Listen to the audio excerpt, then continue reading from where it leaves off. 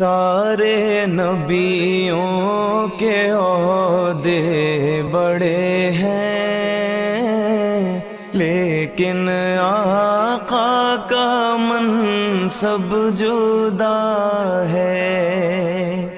وہ امام صف انبیاء ہیں، ان کا رتبہ بڑوں سے بڑا ہے۔ کوئی لفظوں میں کیسے بتا دے ان کے رتبے کی حد ہے تو کیا ہے۔